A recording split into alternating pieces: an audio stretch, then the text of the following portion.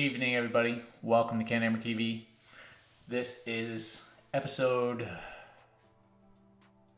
5, I think. Cardboard versus plastic. You know, I like that name at first. I might have to change it though. It's kind of cumbersome, but it's kind of cool and it kind of strikes a balance between board gaming, cardboard, and plastic gaming, which is 40K. So yeah, maybe I'll keep it for now. But thanks very much. If you're watching out there, say something in the chat. Let me know the sound is okay. Got the music on in the background, which is from my brother. And I have my helper sitting here off screen and silent. We're going to talk about a few things today. We're going to talk about the big plans I have for board gaming at CCBB 2023 coming up August 18th to the 20th at the EY Center in Ottawa, our big event, now featuring board gaming as well. And we're going to talk about some of the new games that we got. We've got a ton of new games. I don't even know if I got them all here, but we've collected a ton of new games since we last did a summary, and we've been collecting all the games for the cardboard and versus plastic open, or now I'm just going to call it CPO. And that's happening at CCBB. So let's talk about some of our new games first, and then we'll talk about the CPO to finish. Just a short show tonight, just to whet people's appetite.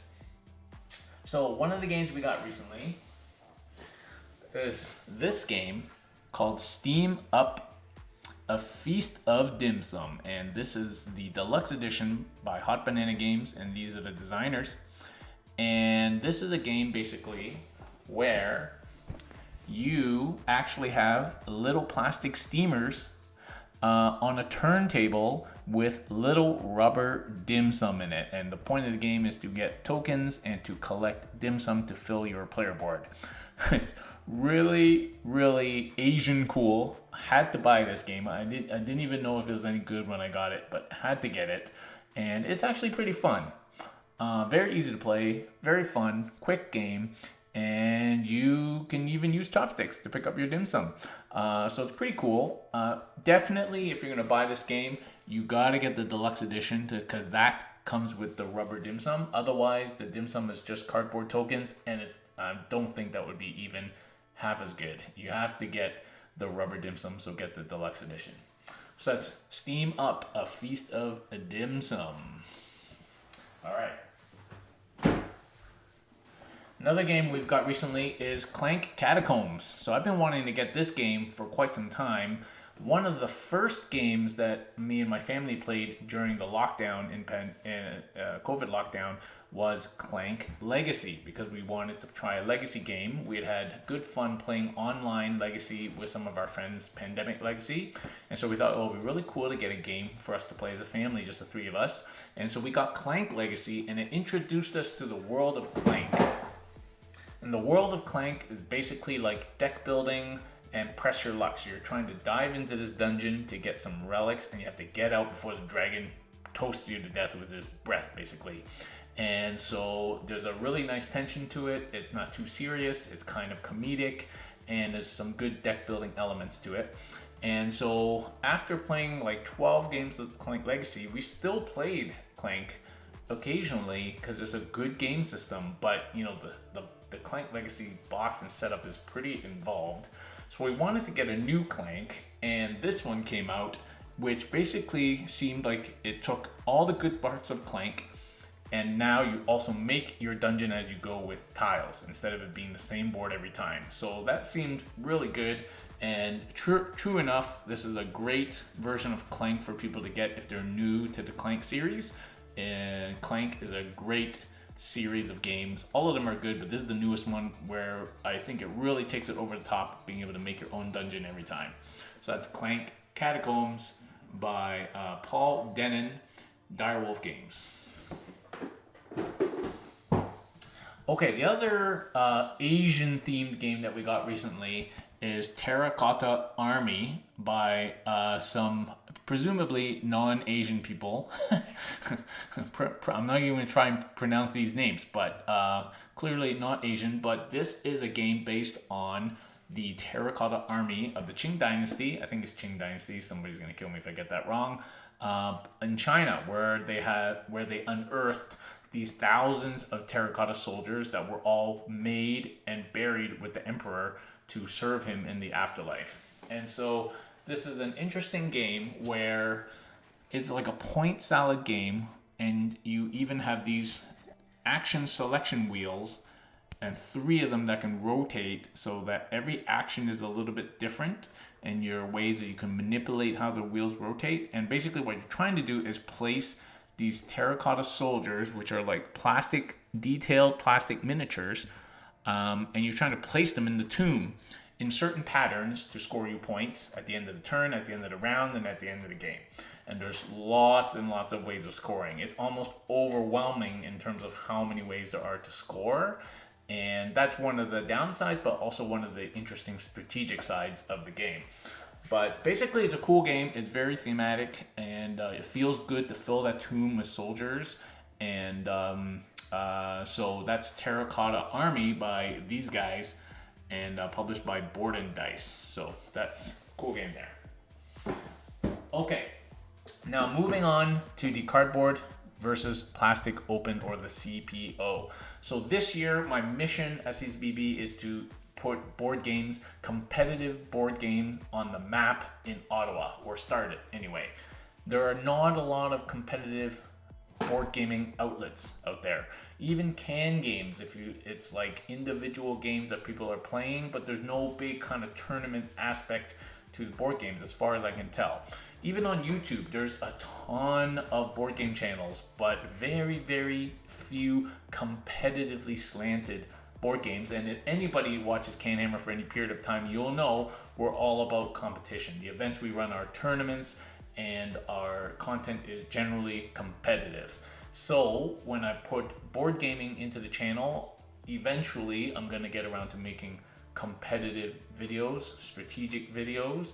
And so I wanted the event to be a tournament. So if you've never heard of it, there is this thing called the World Series of Board Gaming.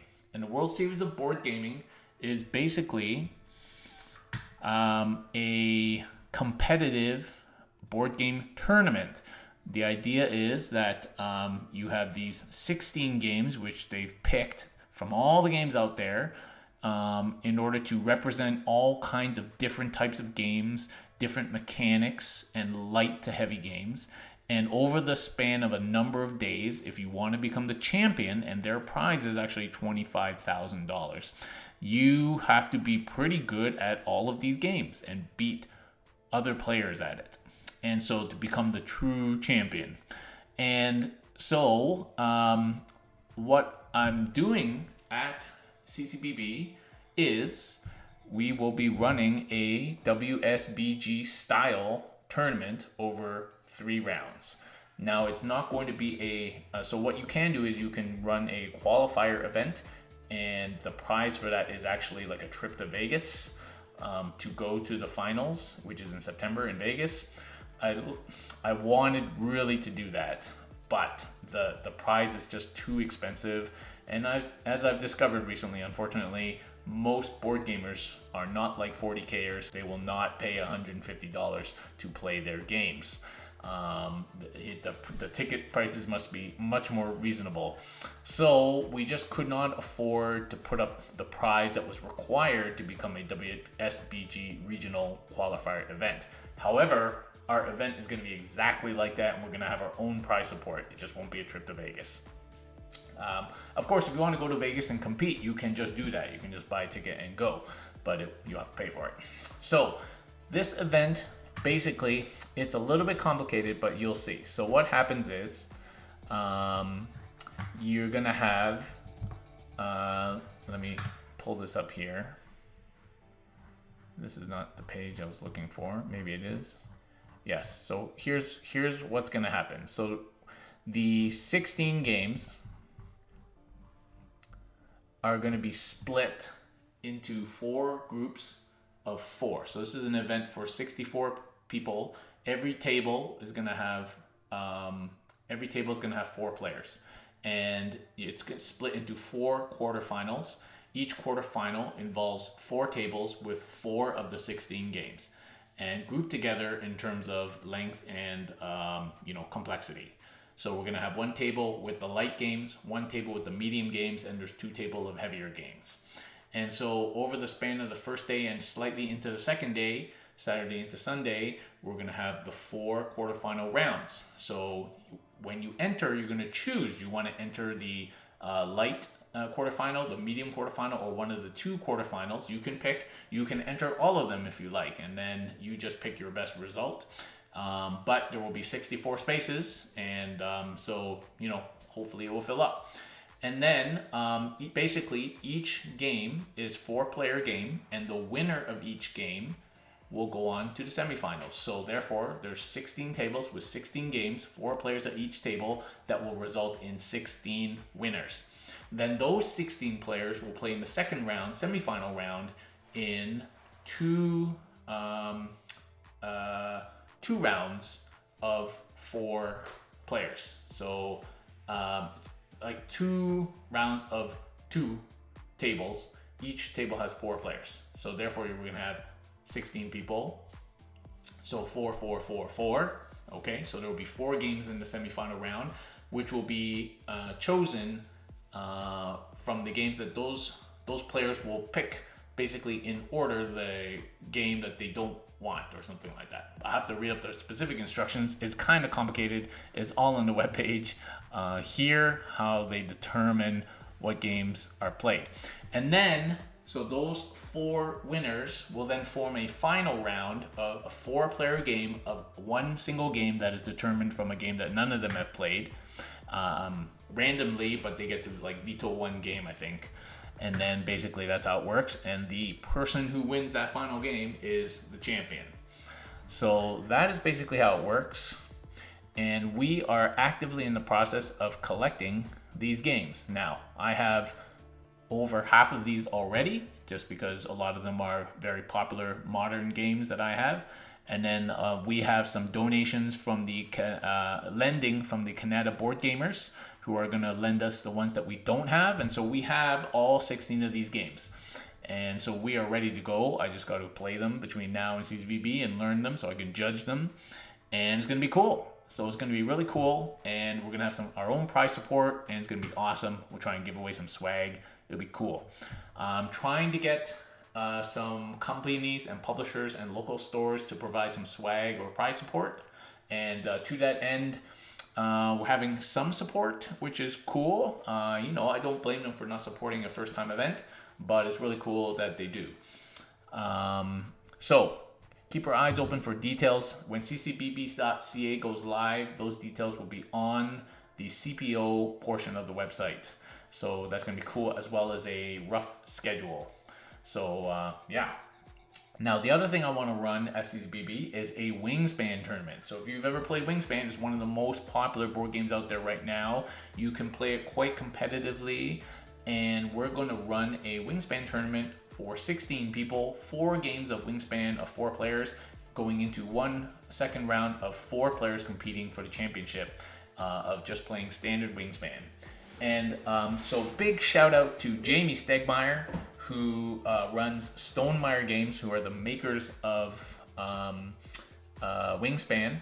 And he has kindly sent us some prize support to give away in our Wingspan tournament. And this includes a copy of the European expansion. There you go. This includes, and I've never seen this before, a 500-piece Wingspan puzzle. All right, and this is an official Stonemeyer Games product. Official Wingspan puzzle. Very cool. And if you are a Wingspan superfan, which a lot of you are, I know, you're gonna want to try and win this grand prize: 100 speckled eggs. If you're watching this and you've never played Wingspan, you're like, what the, why would I want that? Trust me, if you play Wingspan, you want this. I want to keep this for myself, but I'm not going to. Officially licensed Stonemeyer product, 100 speckled eggs. Oh, yes. Oh man, I just want to eat them too. They look like Cadbury eggs. So, big shout out to Jamie Stegmeyer from Stonemeyer Games for sending us that prize support. The Wingspan tournament will be hot, and only 16 spots. So when the tickets go out, make sure you get yourselves on there. The other thing I'm doing is I'm trying to work with Roxley Games, who are the makers of Brass Birmingham, of course, and as well as other cool games like Dice Drones and things like that, to try and get some copies of Brass Birmingham. I'm reaching out to the community. If you are local and you have copies of Brass Birmingham that you don't mind lending us, because I want to run a Brass Birmingham tournament as well. 2 rounds, same thing, 16 players, 4 games of 4, leading to 1 final game of 4 to crown the Brass champion. Of course, Brass Birmingham is also part of the CPO, so it could be one of the games as well. So I'm trying to get that started, but it's kind of a difficult game to get a hold of, so I don't know how many copies are out there. Even if buying from Roxley, they might not have it. So we'll see. We'll see if that's going to come together. Yeah, so those are the things I have on tap. 2 other things. I wanted to run a Dice Thrones tournament, but I've been hearing that perhaps Dice Thrones is not as popular as I thought it would be in our community, so maybe we wouldn't get a lot of people playing Dice Thrones. Let me know if I'm wrong, but and then the other thing I want to do is, I'm a big fan of heavy Euro games. I'm a super fan of Vital Lacerda games. We have a number of Lacerda games ourselves. I play them with my 8-year-old, and they're an investment of time, but well worth the effort.